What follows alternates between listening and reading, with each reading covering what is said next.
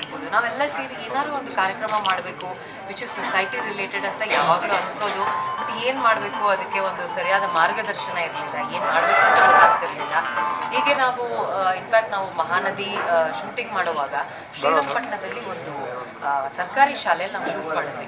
ನಾವು ಅವರಿಗೆ location charges ಕೊಡೋಕೆ ಹೋದಾಗ ಅವರು ಇಲ್ಲಿ ವಾಟರ್ ಪ್ಯೂರಿಫಿಕೇಷನ್ ಯೂನಿಟ್ ಇಲ್ಲ, ನೀವೊಂದು ಪ್ಯೂರಿಫಿಕೇಷನ್ ಯೂನಿಟ್ ಹಾಕ್ಸ್ಕೊಡಿ.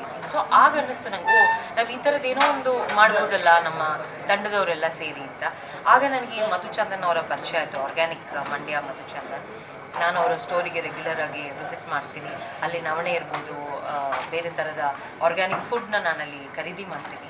ಸೊ ಅಲ್ಲಿ ಹೋದಾಗ ಮಧು ಸಿಕ್ಕಿದಾಗ ಅವರು ಈ ಶ್ರಮದಾನ ಅಂದರೆ ನಾವು ಸ್ವೆಟ್ ಡೊನೇಷನ್ ಕ್ಯಾಂಪ್ ಅಂತ ಮಾಡ್ತೀವಿ, ಸೊ ನೀವು ನಿಮ್ಮ ತಂಡದವ್ರನ್ನ ಕರ್ಕೊಂಡು ಬನ್ನಿ ಅಂತ ಹೇಳಿದ್ರು. ಆ್ಯಕ್ಚುಲಿ ಐಡಿಯಾ ಭಾಳ ಖುಷಿ ಆಯಿತು, ಯಾಕಂದರೆ ನಾವು ನಿಮ್ಮದೇ ಈಗ ಟಿ ವಿಗಳಲ್ಲಿ ನೀವು ತೋರಿಸ್ತೀರಾ ನೀರಿನ ಸಮಸ್ಯೆ, ರೈತರು ಅವ್ರ ಆತ್ಮಹತ್ಯೆ ಇದೆಲ್ಲ ಕೇಳಿದಾಗ ನಾವು ಏನೂ ಮಾಡೋಕ್ಕಾಗ್ತಿರಲ್ಲ. ನಾವು ನಮ್ಮ ಪಾಡಿಗೆ ಟಿ ವಿ ನೋಡಿಕೊಂಡು ಈ ವಿಚಾರಗಳನ್ನ ಕೇಳಿಸ್ಕೊಂಡು ನಾವುಗಳೇ ಮಾತಾಡ್ಕೊಂಡು ತುಂಬ ಅಯ್ಯೋ ಪಾಪ ಅಲ್ಲ ಹಿಂಗಾಯ್ತಲ್ಲ, ಇದನ್ನು ಮೀರಿ ಏನಾದ್ರು ಮಾಡ್ಬೋದಾ ಏನು ಅಂತ ಯೋಚನೆ ಬಂದಾಗ ಮಧು ಹೇಳಿದ ಐಡಿಯಾ ನನಗೆ ಭಾಳ ಎಕ್ಸೈಟಿಂಗ್ ಅನ್ನಿಸ್ತು.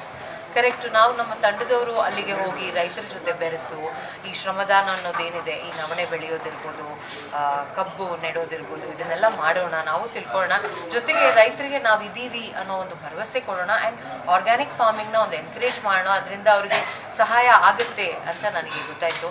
ಸೊ ಆ ಮೂಮೆಂಟ್ನ ನಾನು ಈ ನನ್ನ ಹುಟ್ಟಿದ ದಿನದಂದು ಶುರು ಮಾಡ್ತಾ ಇದ್ದೀನಿ. ಅದಕ್ಕೆ ನಿಮ್ಮೆಲ್ಲರ ಸಹಕಾರ ಬೇಕು, ದಯವಿಟ್ಟು ಸಹಕರಿಸಿ. Thank you.